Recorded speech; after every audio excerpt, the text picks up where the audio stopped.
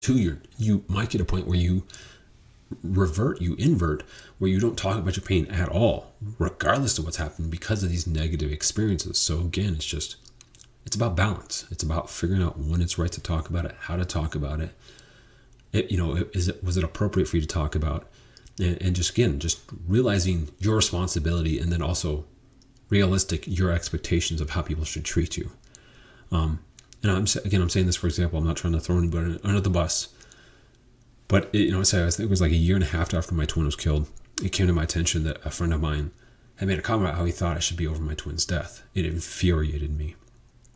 Another incident was I was talking about my brother's death and the national anthem and everything, and how it frustrated me or whatever, and how I personally see that the anthem and the flag as this remembrance of him and his sacrifice. And I was told that for myself and my family and people who have lost their loved ones in war, that's what it is. But for the rest of us, for the most of us, we don't see it that way. And so just again, for somebody to specifically identify and know my twin had given his life for this country and willingly serving in the military, and be told that it didn't matter to anybody else, again, that is a moment where I'm justifiably able to get upset.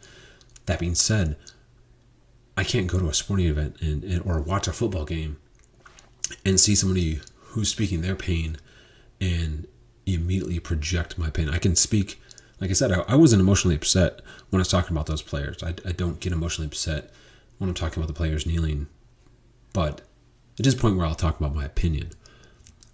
Like I said, I think the time when it's okay for you to talk about your pain, to me, is when you're given reason. It's when you're provoked. It's when somebody specifically identifies your pain, intentionally or unintentionally. So, if a loved one was killed in a certain manner, and again, I'm talking about this for context. I don't want to make anybody feel uncomfortable that or that they can't be open with me. But there was a while back, I had my wife's one of her friends and her husband over for dinner, and again, it was just having some small talk, and it's just one of those things where I just realized that pain does not become prevalent. It doesn't, there's just, once pain happens, you see life completely different. And by that I mean, I was going to make a comment to I want to say, I can't remember if it was the summer, or I think it was around the summertime, but I was going to make a comment about my son, needing some sort of rehab, or he was overdosing on Fortnite. I was making some sort of offhand remark about it, and just a small. I think I was asking if their kids were doing the same, but I was about to say it and I stopped myself. And the reason I stopped myself is because this couple has lost a son to overdose of drugs, and I realized that offhand remark, that overuse of an expression, meant something completely different to people who have had loved ones die of overdose, have had loved ones, and that, because that's the thing, is that those comments, referring to overdose or to drug abuse or to going to rehab, or those things that we integrate into our conversations, and we're not referring to actual application of them in the original context. They don't mean the same thing to people who actually experience them. Making comments about war and why people are sent to war, and if they died for nothing, if they died for oil, that doesn't have the same context to people who have lost loved ones in war and then to everyone else. Because the majority of people in this country have not lost a loved one to war. As I did in another video, I found, just crunching the numbers, Gold Star family members, those who have lost loved ones in war, is 0.5% of the country. And again, too, I can't imagine that a huge percent of the country has lost a loved one to overdose. So again, it's just one of those things where it's really important to be self-aware. So again, to redirect back to what I was talking about, if someone makes a comment about overdosing, or if I had made that offhand remark, it would have been appropriate for that couple. And again, hopefully they'd be understanding that I didn't mean anything by it, but it would have been prudent of them and relevant of them to say, hey, I know you didn't mean anything by it, but can you please not? That was I provoked a situation. I said something that was directly related to their pain, where I didn't, but I was about to. If I had done so, it would have made sense for them to speak up from their pain. Now, if I'm talking about politics, about a politician I like or don't like, or policy or whatever, and someone directs it into talking about their pain. If I'm talking about politics, I'm talking about, financial policies or economics or whatever, and I'm disagreeing with somebody, someone's like, oh, I like this policies and I like that, and I directed into my twin gave his life for this country, F you, that's not okay. It's not okay to interject your pain into every situation.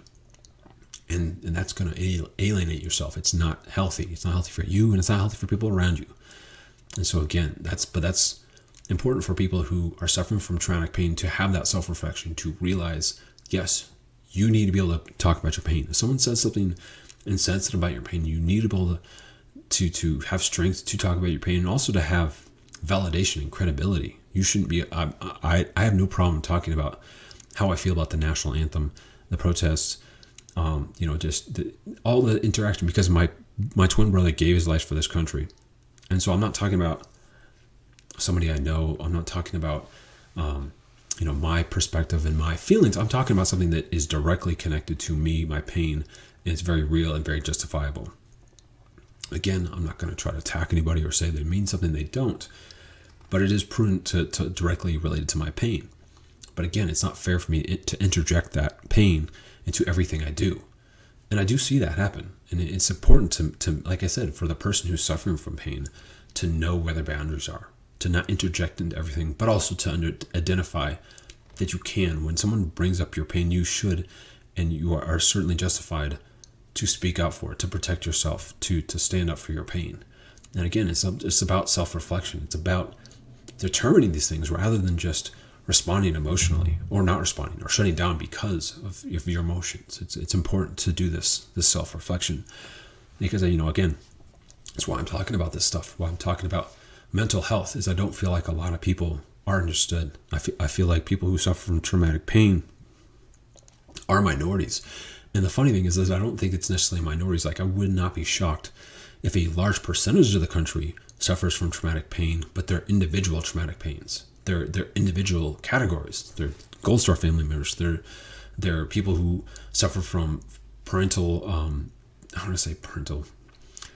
from what happened to my sister with the sexual molestation from a parent. And again, so it's just these individual pockets of pain. And the problem is that that's how we're seen, is the people that see our pain are people who know us, who personally witnessed the trauma happen, and it's real, and it's not as real, but it's real for them, so they can validate us. And again, too, like with Black Lives Matter, with social injustices and such, it's true to the victims, and it's true to the victims' families and the people close.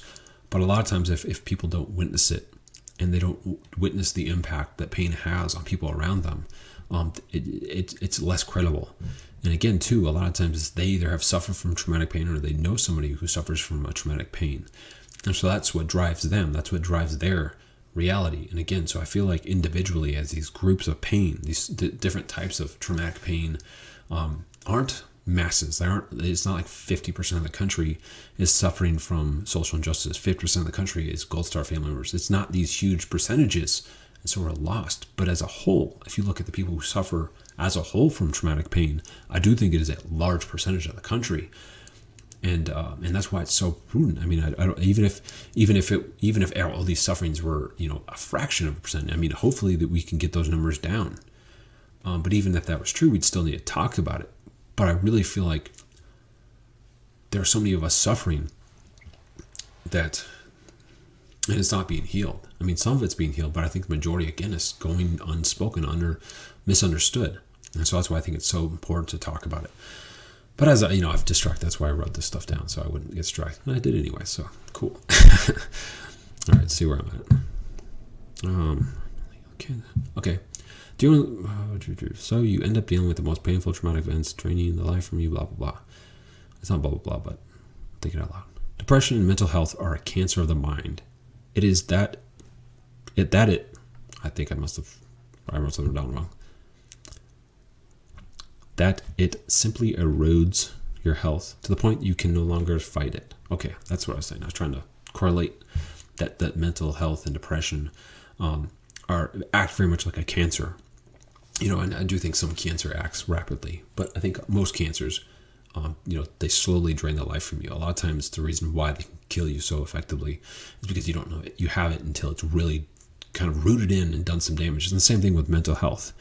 I think of the pain of me losing my twin, and it hurts today just as much as the day I found out. It really is not any easier. But the difference, one, I would say I'm stronger, I'm more mature. It's 15 years later. I've really been self-aware, and so I know what it can do to me. I know the tricks of depression, of pain. But at the same hand, it did not consume me to the same manner that it can today, because I was fresh. It's kind of like, in many aspects, you can correlate it to like a professional athlete. There's if you're into sports or whatever, there's a chunk of time in every athlete, they're in their prime, when it's like they have experience, so they're not going to make horribly foolish decisions, but at the same hand, but their bodies are young enough and they haven't been worn down from their sport, from the I want to say the decay, but the erosion, to where that they're in their prime, where it really isn't too exhausting. I would say the same thing with mental pain and depression. The first couple of years, yes, I felt horrible, I felt sad, but then the nice thing was say I was pretty young. I was college, so and again, this wasn't the most effective. I'm not encouraging anybody to do this, but I partied a lot, and a good chunk of the time it backfired. At the end of the day, I would get emotional about my twin, but there are plenty of chunks of time where I'd be out with my bros and we'd be all drinking, and it felt carefree, and it didn't. I would distract my mind, and my pain couldn't seep in. Whereas now, it's just kind of firmly there. It's very much, like I said, it's that instinctual reaction where it does make. I do have to make much more of a conscious effort to not let my pain get me, even though I'm stronger, and even though I've figured out, tricks of how it works and how I can combat it. At the same hand, it's something that I do, wake up every day and get ready for combat, so to speak, for, let's say, mental combat. Whereas when I was younger, definitely the first couple of years, I had a much easier time. Cramping. Like I said, getting old. But I had a much easier time distracting it, not letting it, I would, like I said, I'd do things superficial. I'd go out hang with my buddies. I'd go out to the bars. I'd, watch football. I was much more active, and it distracted my mind from my pain, and so it didn't consume me. But again, it's just something to where that's why it's so important to develop understanding and self-reflection, is because it's, like I said, it's the cancer of the mind. It's not something that once you have it, you immediately need to go into intense treatment, and then you're fine. Then you're either good or it's negative and whatever. But it's not like it's sorry, cramp. Oh my gosh. Oh gosh, don't get on. But it's not like it's not like a gunshot, where a gunshot is overtly obvious that you need help. The most crucial point of being shot or being stabbed or any type of I don't know what kind of term of wound that would be, but yes, it's something that's, if you get in a car crash, the most prudent time for your health is immediate. It is immediate response. You go to the ER, you go to the emergency room, they go to the ICU, whatever that treatment is, but it's very obvious. Whereas in, there are certain illnesses that take time, that like I said, they slowly get to you. If you drink a lot, like liver disease and such, you don't get liver disease a month after you've been, immediately after, I had way too many beers last night, or I had a couple bottles of whiskey, or whatever that your cocktail may be. But it's not like something where if you overindulge, that you're going to have liver disease the next day. It's not something that where the action and the damage isn't right next to each other. It's one of those things where, if you, and obviously, to these days, it doesn't happen as much because things have changed. But as you go, let's say, for example, you go back to the Wild West, and you didn't mouth off to people in the Wild West unless you're a tough SOB. The reason being, you mouth off the wrong person, they're going to shoot you. And so, because your actions had immediate consequences, few people mouthed off. Nowadays, we're much more civil, and so more people mouth off. And so what I'm saying is that the consequences and the action were right next to each other. And so, yeah, you looked at what you would do to what would happen to you, and you made a decision. The same with the mental health, is that action and choices are not causing immediate decay. They're not causing immediate wounds. They're impactful to your future. And so, if you're confronted about your pain, if you're talking about your pain or not talking about it, you're not seeing the immediate results and decay of that action or lack of action. If you choose to hide your pain, like I said, immediately after I realized my twin was killed, before I was told, like I said, being a twin, I knew he was killed before I was told. My immediate response was to not talk about it. Well, again, that didn't really have any immediate consequence, because I think it was within 30 minutes or so, my mom called me again and asked me to come home. And, so within an hour of me realizing my twin had been killed, I was being told by our Marine recruiter he was killed. So again, that sense of shutting it down didn't immediately have a negative effect. And so I didn't associate it with don't do that anymore. It's like if you lick your finger and stick into a light socket, you're immediately going to be given a reason to not ever do that again. Your negative action or your mistake, your misstep, we immediately have consequences. And so therefore you can associate it with, I don't want to do that anymore. And that's the problem with mental health, is that more often than not, that is not the case. More often than not, you not talking about your pain, you shutting down, you talking about it too much isn't going to have an immediately negative effect. You might have, you might talk about it and someone's like, oh, I don't want to talk about it. So that might be the immediate effect, but in your mind, you're not going to think, well, everyone in the world doesn't want to talk about it because I talked about this. It's going to be prolonged. Like I said, I started not talking about my pain as time went on. It wasn't, the day after my twin was killed or the month or the year. In fact, the year after my twin was killed, for that first year anniversary, there was, I think at least a couple hundred people that got together of my family and friends for a quote unquote reunion to celebrate the life and the death of my twin. And so I had all these people around me for a good chunk of time that were mourning with me. But as time went on, less and less people were mourning. And so, like I said, it was that's the sad truth about going through traumatic pain, is that the further and further somebody is from that pain, the quicker they are to, I won't say forget about it, but to move on, to simply not see the prevalence of it in life. It's not something like for example, on our birthday and on the 3rd, the day he was killed, I still do get a lot of love. I still do get a lot of reaching out. But, even on like Memorial Day, again, my brother being a Marine and dying in war, there are a decent amount of people that will reach out and identify that. But what they don't understand, and again, I'm not attacking them, is that every day is Memorial Day for myself and my family. And so, so that separation, that pain, that the effects of going through traumatic pain, and like I say, it being a mental cancer, is that the negative aspects of it are not going to show themselves until long after it's happened. And so you're not going to realize the decay, the cancer that's growing inside of your mind. I don't want to say until it's too late, but a lot of times it's going to be down the road. And by then, your pain has changed you, and it's changed your outlook. And so again, these are the importances of, like I said, finding a balance and giving your pain a voice.